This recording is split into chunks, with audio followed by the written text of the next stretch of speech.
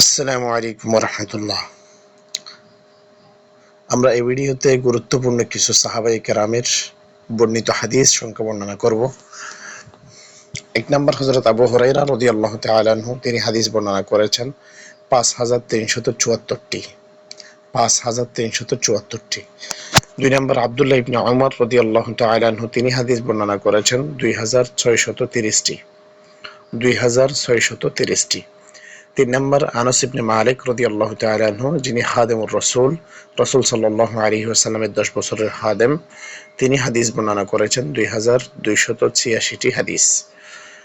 চার নম্বর উম্মুল মুমিনিন অর্থাৎ রাসূল সাল্লাল্লাহু আলাইহি ওয়াসাল্লামের আজওয়াজে মুতাহহারাতের মধ্য থেকে অন্যতম একজন কুমারী স্ত্রী হযরত আয়েশা সিদ্দিকা রাদিয়াল্লাহু তাআলা আনহা, তিনি হাদিস বর্ণনা করেছেন 2210টি। আব্দুল্লাহ ইবনে আব্বাস রাদিয়াল্লাহু তাআলা আনহু, তিনি হাদিস বর্ণনা করেছেন 1660টি।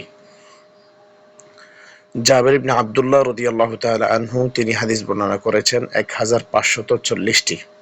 1540টি। আবু সাঈদ খুদরি রাদিয়াল্লাহু তাআলা আনহু, তিনি হাদিস বর্ণনা করেছেন 1170টি। 1170টি।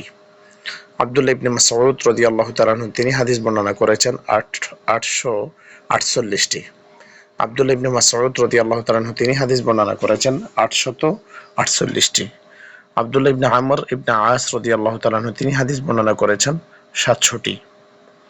ওমর ইবনুল খাত্তাব রাদিয়াল্লাহু তাআলা আনহু, তিনি হাদিস বর্ণনা করেছেন 537টি। 537টি। আলী ইবনে আবি তালিব রাদিয়াল্লাহু তাআলা আনহু, তিনি হাদিস বর্ণনা করেছেন 536টি। 536টি। সবচেয়ে যারা বেশি হাদিস বর্ণনা করেছেন তাদেরকে মুকসিরিন বলা হয়। যারা বেশি থেকে কম বর্ণনা করেছেন, মাঝারি মানের বর্ণনা করেছেন, তাদেরকে মুতাওয়াসসিতিন বলা হয়। আর যে সমস্ত সাহাবায়ে কেরাম খুবই কম সংখ্যক হাদিস বর্ণনা করেছেন, তাদেরকে মুকিল্লিন বলা হয়।